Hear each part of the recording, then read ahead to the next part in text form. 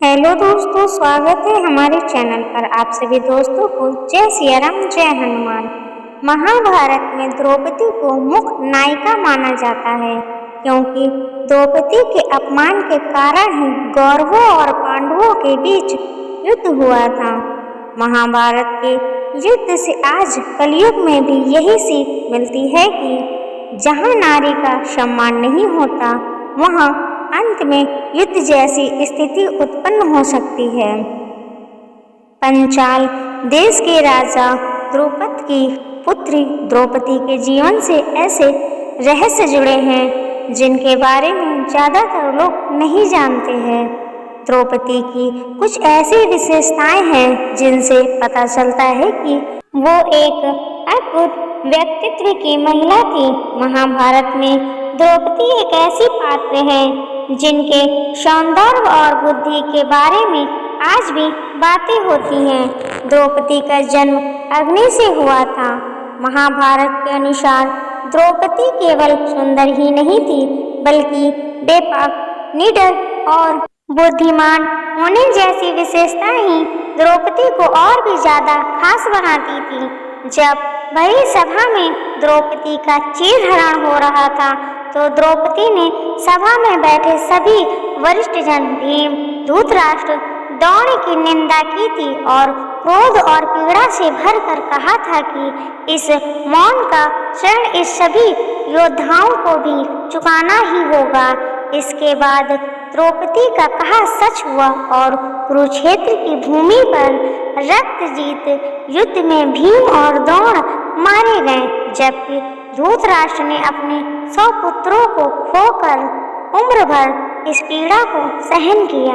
महाभारत में द्रौपदी के व्यक्तित्व से जुड़ी ऐसी कई और बातें हैं जिन्हें ज्यादातर लोग नहीं जानते।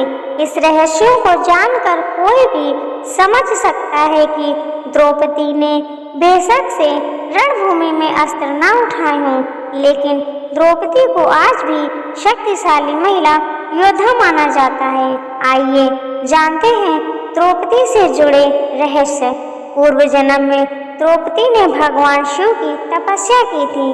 जब शिव द्रौपदी की तपस्या से प्रसन्न हुए, तो द्रौपदी ने महादेव से 14 गुणों से संपन्न किसी व्यक्ति से विवाह करने का वरदान मांगा, लेकिन महादेव ने द्रौपदी से कहा कि इस संसार में कोई भी मनुष्य ऐसा नहीं है जिसमें एक साथ 24 गुण हो, इसीलिए तुम्हें अधिकतम 5 गुणों से संपन्न पति की कामना करनी होगी।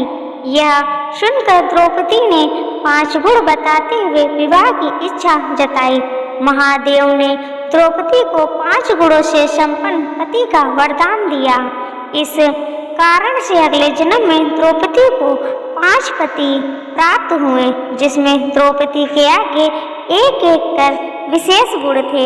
यदि महादेव द्रौपदी को 14 गुणों वाले व्यक्ति से विवाह का वरदान देते, तो द्रौपदी के 14 पति होते। राजा द्रुपद की पुत्री द्रौपदी यज्ञ से प्रकट हुई थी। इस कारण से उन्हें यज्ञसेनी नाम से भी जाना जाता था। वहीं सांवला रंग होने के कारण उन्हें कृष्णा नाम भी दिया गया। द्रौपदी का जन्म अग्नि से हुआ था, इसीलिए भारत के कुछ गांवों में उन्हें काली माता का अवतार माना जाता है।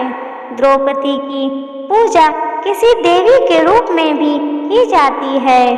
पंचाल देश को वर्तमान में रुहेलखंड उत्तर प्रदेश में है। यहाँ पर द्रौपदी को देवी का अवतार माना जाता है। द्रौपदी का विवाह 5 पांडवों से हुआ था, लेकिन 5 पत्नियों के साथ व्यक्तिगत समय बिताने के लिए नियम बनाए गए थे। इस नियम के अनुसार द्रौपदी एक निश्चित अवधि तक बारी बारी से अपने 5 पतियों युधिष्ठिर, अर्जुन, भीम, नकुल और सहदेव के साथ रहती थी। द्रौपदी जब एक पति से दूसरे पति के पास जाती थी, तो वह फिर से अपना कौमार प्राप्त कर लेती थी और कुंवारी स्त्री बन जाती थी। इस कारण से द्रौपदी को पंचकन्याओं में सबसे विशेष माना जाता है। द्रौपदी के स्वयंवर में कई राजा महाराजा आए थे। सभी रूपवान, धनवान और योद्धा थे। इसी स्वयंवर में 5 पांडव भी उपस्थित थे। पांडवों के अलावा स्वयंवर में सम्मिलित होने के लिए कर्ण भी आया था। द्रौपदी सभी राजकुमारों को महल में छुप कर देख रही थी। अचानक द्रौपदी की नजर कर्ण पर ठहर गई। द्रौपदी कर्ण से बेहद प्रभावित हुई और कर्ण को देखकर मन ही मन मुस्कुराने लगी। जब श्री कृष्ण ने देखा कि द्रौपदी कर्ण पर मोहित हो रही है, तो श्री कृष्ण ने बीच में आकर द्रौपदी के मन में कर्ण को लेकर नकारात्मकता भरी बातें डाली। उन्होंने कहा कि कर्ण एक सूत पुत्र है। अगर द्रौपदी कर्ण से विवाह करेंगी तो उसे कभी भी समाज में सम्मान नहीं मिलेगा। श्री कृष्ण युग प्रवर्तक महाभारत के युद्ध के बारे में पहले से जानते थे, इसीलिए यह बात उनकी रणनीति का हिस्सा थी। इसके अलावा द्रौपदी श्री कृष्ण की सखी थी, इसीलिए उन्होंने उनकी बात नहीं टाली। द्रौपदी के लिए श्री कृष्ण की मित्रता बहुत ही महत्व रखती थी। द्रौपदी पूर्व जन्म में मुद्रगल ऋषि की पत्नी थी। पूर्व जन्म में द्रौपदी का नाम इंद्रसेना था, जबकि ऋषि मुद्रल की पत्नी होने की वजह से उन्हें मुद्रली भी कहा जाता था। इंद्रसेना के पति की मृत्यु बहुत ही कम उम्र में हो गई थी। इंद्रसेना को इस बात का गहरा आहत पहुंचा। इंद्रसेना अक्सर अपनी कल्पनाओं में अपने पति के साथ प्रेम किया करती थी और पति के गुणों के बारे में सोचा करती थी। इस कारण से अगले जन्म में पति पाने की इच्छा में इंद्रसेना ने भगवान शिव की तपस्या करके अपने होने वाले पति में वो सभी गुण मांगे जिनके बारे में उसने सोचा था।